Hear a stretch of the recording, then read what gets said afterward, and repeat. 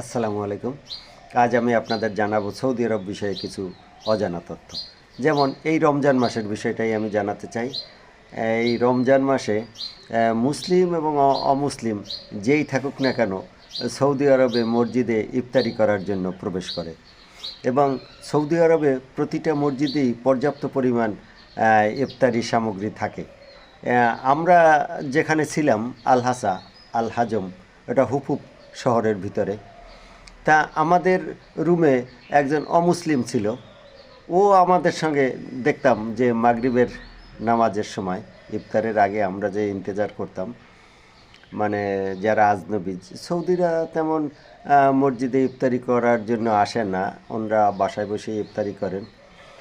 তো সাধারণত আমরা যারা পাকিস্তানি, ভারতীয়, নেপালি, শ্রীলঙ্কান, বাংলাদেশি, এনরাই সাধারণত ইফতারির জন্য যা অপেক্ষা করতাম মসজিদে। এবং প্রচণ্ড রকমের ইফতারি সামগ্রী থাকে, যেটা না দেখলে আপনাদের হয়তো বিশ্বাস হবে না। দুটো জায়গায় খুব ভালো পর্যাপ্ত খাদ্য থাকে, একটা হলো জেলখানার ভিতরে আর একটা হলো ইফতারির সময় মসজিদে। যেমন আমাদের ইফতারিতে কমপক্ষে 10টা সামগ্রী দিত, কমপক্ষে। এই সামগ্রীগুলোর ভিতরে ছিল কলা, লেবন টাইপ, মানে লেবন বলা হয় ও দেশে। আমাদের দেশে যে মানে মাঠা জাতীয় যে জিনিসটা, মানে দুধ থেকে তৈরি হয়, একটু টক টক লাগে, ওর ভিতরে কোনো চিনি থাকে না, বোতলজাত। তারপরে আপনার খেজুর, একটা পাস্তা, তারপরে শরবত থাকতো, মানে জুস। জুস আপনার চিনি দিয়ে সিবিটা দিয়ে বড় ড্রামের ভিতরে